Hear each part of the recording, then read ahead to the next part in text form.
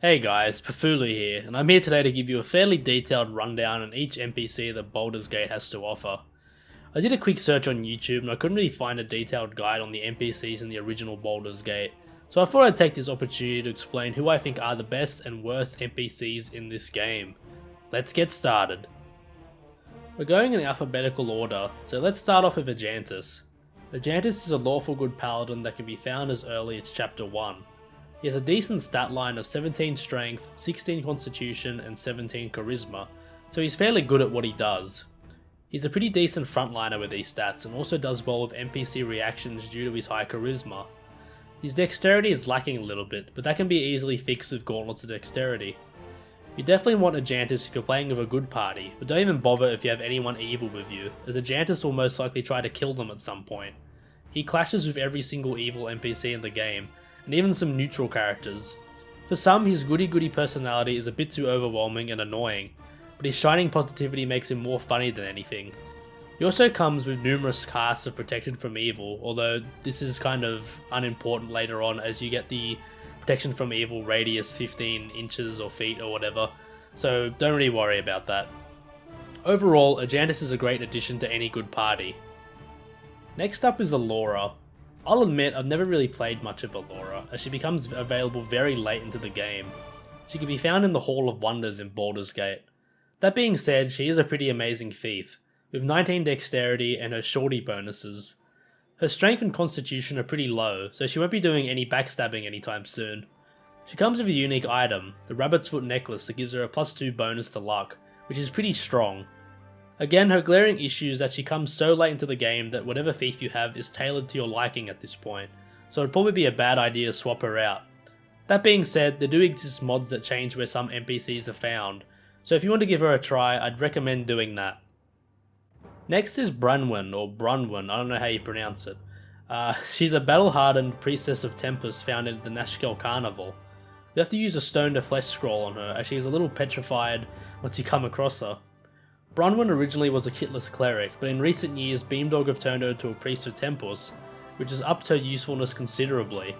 Her strength is a bit on the low side, but thanks to her priest of Tempest ability she can buff herself up and become a formidable fighter in no time. Her unique ability is that she gets multiple casts of Spiritual Hammer, a spell that is pretty useful in the early levels of the game. She gets along with most party members, being of true neutral alignment. All in all, she's an above average cleric that does the job, but I'd still take Yeslik over her in most playthroughs. Koran is next on the list. In my personal experience, Koran is the best thief you can get in this game. He's a fighter thief, so he can hold his own in combat, and he has a whopping 20 dexterity. Arm this guy with a good longbow and he'll hit everything with no problems whatsoever. His constitution is on the low side, but that doesn't really matter since he'll be sitting in the back in most fights anyway. The only downside of Koran is that he becomes available about midway through the game, so you have to wait a while in order to get him, but I think it's worthwhile. He can be found in the first Cloakwood area in Chapter 4. His personality is a bit of a mixed bag. He's very charming, but he comes off as a bit of a womanizer. I tend to glare over this, as he is undoubtedly the best ranged combatant in the game. Dinnerhair or Dinerhair is an invoker that can be found fairly early in the game. She is a specialist mage, which is always a big plus as they get extra spells and are better at casting spells from their school of magic. That being said, she loses some good spells as well, like Sleep, possibly the most powerful spell in the game. Don't let this dissuade you from taking her though, as she is still a very formidable mage to have in your party.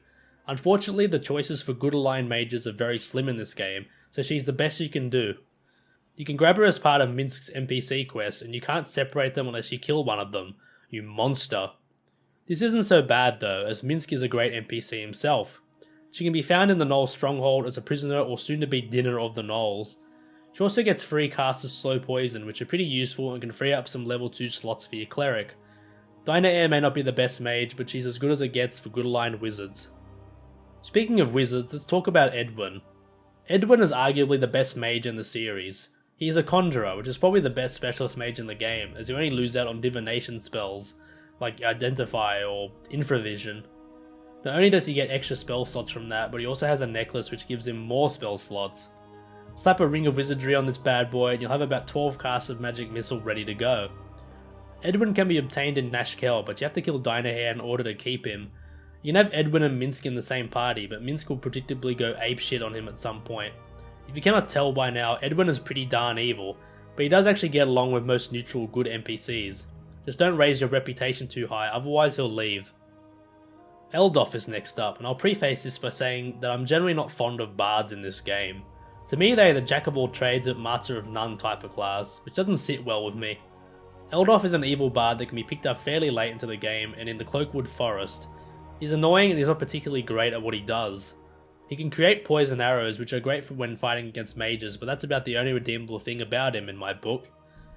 He's a bard, so he's great at identifying things of his lore and can pickpocket quite adequately, but I find that these things don't really matter in the long run. There are better NPCs to get, trust me. Faldorn is another NPC that I don't really have much experience with. She's a druid, another class I'm not particularly crazy about. She comes into play rather late as well, being found in the Cloakwood forest. Her stats aren't super great. Her wisdom is adequate, but her fighting skills are just awful. You'll most likely be keeping her in the back with darts or a sling. She can shapeshift, so that does increase her melee fighting abilities somewhat, but I think she serves better as a support caster. Druid spells aren't as useful as cleric spells early on, but she does get access to level 5 druid spells such as Insect Plague and Iron Skin, but I find that these spells come around too late to be of any great use.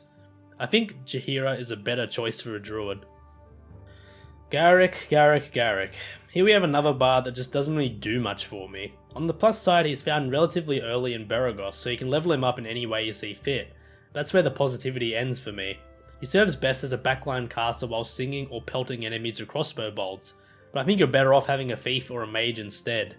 Even worse is that unlike Eldof, he doesn't even have a special ability. His constitution is crap, so all the enemy has to do is fart on him and he dies. His dex is reasonably high at least, so he will hit stuff fairly often, but I think you're just better off leaving him out of the party. Imowen is your half-sister and one of the most versatile party members you can get. She's there from the start, so you can mold her in whatever image you please. You can either keep her as a thief or dual class her into a mage whenever you see fit. This is the route I tend to take, as it makes her a lot more useful in my opinion. I usually dual class her at level 3, so you can get her back to using thief skills as early as possible. She has 9 strength, so she won't be backstabbing people, but she makes up for it with her 18 dexterity. She's very much at home pelting enemies with arrows and casting spells from the back. She'll also never leave you no matter what. You could literally be killing children and she'll stay by your side, disapproving of the war crimes you've just committed. Always feels super bad tossing her out of the party, so I tend to keep her unless I'm playing an evil character. Jaheira is next up. She's a fighter druid that I think is pretty average. She's not great at fighting, but she's not bad at it either. You can get her fairly early in the friendly army alongside Khalid, her husband. I don't usually take her, as I think taking Khalid is a bit of a raw deal as well, but her druid spells are sometimes pretty useful. She's definitely improved in Baldur's Gate 2, but we'll talk about that another time. I don't have much else to say about her, just slap some heavy armor on her and give her a scimitar and a shield and she's good to go. Kagan is a lawful evil dwarf fighter that can be found pretty early on in his store in Beragost. He's usually my go-to fighter and tank when I'm playing as an evil character, but surprisingly he does get along with most non-evil characters as well, other than Yesli. As I said before, I usually play Kagan as a tank. Thanks to his 20 constitution, he is pretty beefy and gets a lot of saving bonuses alongside his shorty bonuses. His constitution is so high that he actually regenerates health every couple of seconds. This doesn't really mean much in the grand scheme of things, but it could be the difference between life and death in some fights. His strength is pretty good, but his dexterity is a bit on the low side. This however can be fixed with the good old gauntlets of dexterity. Overall, I think Kagan is a must-have for evil parties. Khalid is the other half of Jaheira. He's a half-elf fighter with an incredibly low morale. Seriously, send him into a fight and there's a good chance he'll start to panic and run.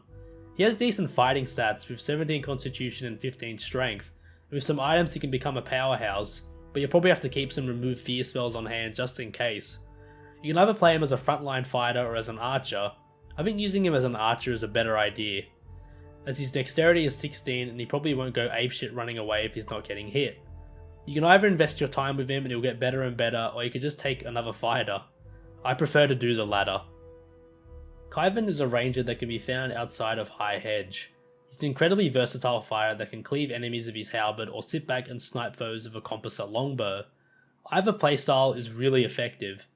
He doesn't have a lot of health to play around with, but I usually use him as a secondary fighter anyway, so he's not really taking much of the heat. While you can get him fairly early, you have to do his quest which involves advancing to a certain area in the game. If you take too long, he will leave and you won't be able to get him again. Just be wary of that. He's a pretty surly character, but he does get along with good, neutral NPCs. But I wouldn't risk taking him into an evil party. Kaivan for me is usually a must-have for any good line party and will serve you pretty well. Minsk is another ranger that you can recruit and is possibly the most popular NPC in Baldur's Gate. His special personality alongside his pet giant miniature space hamster Boo make him incredibly lovable. He definitely isn't the sharpest tool in the shed, but he more than makes up for it with his 18/93 strength. Minsk will cut down any enemy that opposes him. He comes with dino hair as well, which makes the deal even sweeter. You can either use Minsk as a two-handed sword tornado of destruction or as a dual mace wielding maniac. You could also use him as an archer of sorts as well, but I much prefer to have him on the front lines. He also comes with a berserk ability, which makes him incredibly powerful in certain situations. Minsk is a good line party favourite that never really disappoints. Just don't have him with Edwin, he will literally kill him. Montaron is a halfling fighter thief that can be obtained right after the prologue in Candkekeep, alongside his cohort Tsar. Montaron is more of an assassin than your typical lockpicking, trap-finding thief. His high strength makes him very effective at backstabbing opponents. He's actually a character I wouldn't hesitate to frontline with, as his shorty bonuses give him a lot more durability than other thieves. The downside is that he comes with Zar, a character that I see as a budget version of Edwin. We'll talk about him more later, but as far as evil thieves go, you can't really go wrong with Montaron. That rhymes. Quail is a gnome NPC that sounds like Steve from American Dad. I'm sorry, but they sound really similar. I don't even think it's the same voice actor, which makes it even weirder. Anyway, he's a cleric illusionist that can be found just outside of Baldur's Gate at the Wyrm's Crossing. Quail is a very mixed bag when it comes to stats. He's got a very versatile kit, enabling him to cast divine and arcane spells, which is always great to have, but his actual stats are terrible. 8 strength is pretty bad, but not really relevant. His constitution is pretty bad as well, only having 11. His intelligence is great, but his wisdom is god awful. He won't be getting any bonus cleric spells. He also gets a special casting ability of invisibility, which can be pretty useful but nothing to write home about. Nonetheless, just the option of having a character that can cast mage and cleric spells is good enough to overlook the horrible stat spread. He does come into the game pretty late though, so you'll most likely have a solid party composition at this point. Safana is a very sultry thief that can be found in the Lighthouse map in Candlekeep. The problem with Safana is that there are just way better thief NPC options than her. Don't get me wrong, she's proficient at what she does, but why take her when you can have Immerwin or Montaron, or even Shartil if you decide to dual class her. Her stats are okay, and you can technically dual class her to a mage as well, but you'd have to get her the Tome of Clear Fort, which I think is a waste. She'd just be a second-rate Immerwin at this point. She has high charisma, but I don't really find this to be useful in any way. She does have some funny interactions with party members, particularly of the male gender. She also gets a free casting of Charm Person due to her incredibly charming personality, I guess. She also has a timed quest that needs to be done, and I find this quest can be incredibly hard to do early on, but that might just be me. You also need at least one male party member in order to obtain her, which I find incredibly funny. For all the shit you need to do in order to keep her, she's not really worth the time. Just take any other thief instead. Speaking of Shartil, she's up next. She's a human fighter NPC that can be found in a place called Mutamin's Garden. It's just east of the temple near Beregost. Anyway, Shartil is a great fighter with 18-58 strength. She can compete with the big boys in terms of damage. Her constitution is a little bit low, but that's usually a problem if she's not taking damage. The best thing you can do with Shartil is dual class her to a thief. Her dexterity of 17 enables you to do this whenever you want. I tend to do it at level 3, so she can start using thieving abilities as soon as possible. As a thief, she becomes a very high damage backstabber, rivaling Montaron. In order to have her join you, she will fight your strongest male party member. If your party member beats her, she will join you. Her personality is a bit abrasive. I describe her as a militant feminist. She can be a bit annoying, but she's worth keeping around for her stopping power. Also, there's a moment near the end of the game where if you have her in a party, you can potentially get out of a hairy situation, so keep that in mind. Skye is a thief that can be found in Entar Silvershield's estate in Baldur's Gate. Now that I've said that, can you identify the biggest problem with her? Yes, she's found way too late into the game. Just like Alora, you probably already have a thief you've invested points into, so you'll most likely not be taking her. Granted, she does have a very high dexterity of 18, she isn't really great at anything else. You also need Eldof in order to keep her in the party, which is a deal breaker in its own. She's also incredibly annoying with her cheerleader personality. I can safely say that I've barely played with this character and I honestly don't think I've missed out on anything. TX rules all, is what I would say if I were TX, a psychotic cleric thief gnome that can be found in Baldur's Gate. What is with this game and stuffing thief NPCs way too late into it? Anyway, TX at first looks like he's really crap, and overall I think he isn't that great, but he does have his uses. First of all, he's a gnome, so he gets shorty bonuses. Secondly, Cleric Thief is a great multi-class because you don't usually need to invest points in hide shadows or walk silently. There's a nifty spell called Sanctuary that does all the invisibility stuff for you, so that isn't a problem. You can backstab with a quarterstaff to your heart's content. Lastly, his innate special ability is actually quite good. He can summon a Ghast. Ghasts are nasty ghoulies that can take a bit of a beating, as well as paralyze enemies. TX's stats are a little bit shit, not gonna lie, but the only stat that really matters here is strength, as I think most of his strength lies in being a dirty backstabber. He only has 9 strength, but thanks to Draw Upon Holy Might, this doesn't really matter. TX's usefulness is dependent on how you choose to use him, and in the right hands he can be devastating. Viconia is a drow NPC and a fan favourite. I wonder why. Anyway, Viconia is straight up the best cleric in the game, bar none. She can also be found pretty early on in Peldvale, just east of the Friendly Arm Inn. You have to beat up a Flaming Fist Guard in order to get her, but that shouldn't be much of a problem. While Viconia is just a single class cleric, she has 19 dexterity, which makes her pretty deadly with a sling, and the 50% magic resistance she gets from being a drow is really handy. She's not great at melee combat with 10 strength and her constitution is a measly 8, but you probably don't want to put her in that position in the first place. She's pretty resentful of everybody, but she probably won't get into fights with anyone except the Jantis. With the right party set up, you could potentially have her in a good party, but you better get used to Viconia having a whine every time your reputation goes up. Zaan is an enchanter that can be found in the bowels of the Nashkel mines. Zaan is a super weird character because he has his own unique weapon called the Moonblade. It's a +3 dagger that gives 50% fire resistance. The problem is that his stats are not compatible with melee fighting at all. He has very average strength, but his constitution is just dismal at 7 points. You don't want him up the front at all. This effectively makes the Moonblade useless. To make matters worse, he's the only one that can use the bloody thing. It's a tease. Initially I think Zaan was supposed to be a fighter mage of some sort, but this obviously never came to be. On the plus side, Zaan is an enchanter and can effectively cast spells like Sleep, Charm, Dire Charm, and Greater Malison, but the downside is that he can't cast great spells like Magic Missile, Fireball, and Chromatic Orb. If you're going to take Zaan, I recommend having another mage that can cast these spells, as I think Magic Missile is just too good to pass up. Zaan I think is also one of the most annoying NPCs in the game, as he is constantly talking in that dreary, sarcastic, pessimistic tone. It's funny for a while, but trust me, it gets old real quick. I don't think he's a horrible character, but there are definitely better ones out there. From one mage to another, we have Zar. He's found alongside Monteron just outside of Candkekeep. He's a necromancer that is just very meh. Again, why take him when you can just have Edwin? One saving grace that Zar has is that with either the Manual of Quickness or of Action or the Tome of Understanding, you can actually duel him into a thief or a cleric. This can potentially make Zar the most versatile character in the game, but the problem is that these tomes come by so late into the game that it's probably not even worth doing. I gotta say though, his voice lines are absolute gold. Just try clicking on him a few times and you'll be bewildered. He's a fun character to have around, but in terms of gameplay, he just doesn't do it for me. Keep Monteron and kill Zar, that's what I say. Lastly, out of the original Baldur's Gate NPCs, we have Yeslik, a dwarven fighter cleric that can be found in the Cloakwood mines. Yeslik is a super strong character that can fight, tank, and support his party with useful divine spells. What I usually do is I take Brunwyn early on, since Yeslik can only be found mid-game, and when I reach Yeslik, I ditch Brunwyn and let her drown in the mines. That's how good he is. You can either slap the Gauntlets of Dexterity on him to make him tankier, or the Gauntlets of Ogre Strength to make him hit like a truck, but either option works. Yeslik is a very versatile character that can do a lot for your party, and for that he gets my highest recommendation. He also gets 3 casts of Dispel Magic, which is one of the best spells in the game.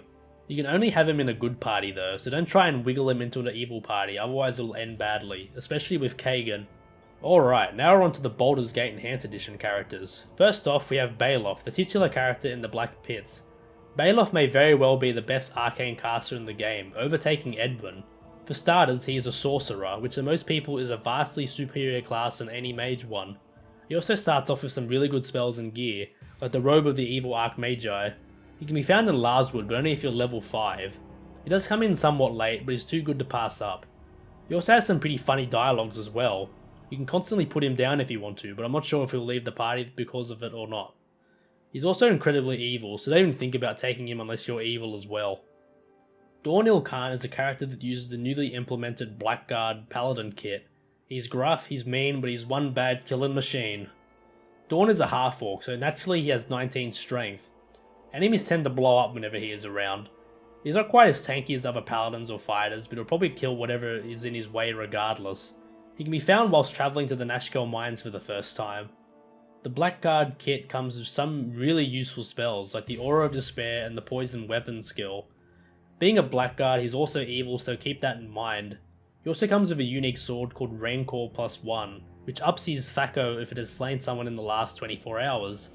Having him in your party also gives you the opportunity to get some new items, like the Elven Chainmail and a Necklace of Spell Warding.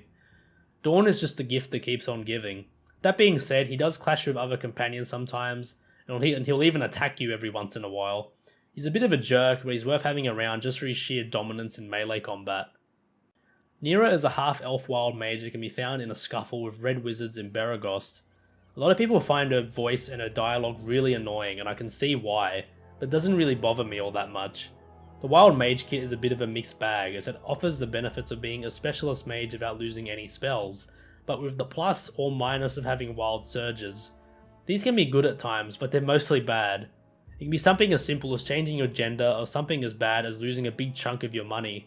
I don't find that this is a big deal, as you can always reload a save if things go horribly wrong, but for no reload runs this could be a problem.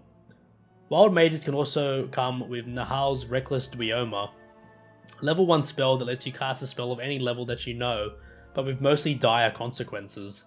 This can be dampened by Chaos Shield spells and certain items that you can find, but I mostly didn't find myself using this spell very much until Baldur's Gate 2.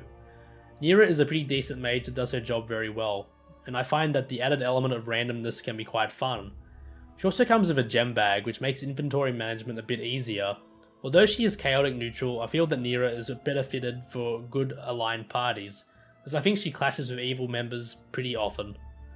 Lastly, we have Rasad, a human Sunsoul monk that can be found in Nashkel demonstrating his martial arts skills.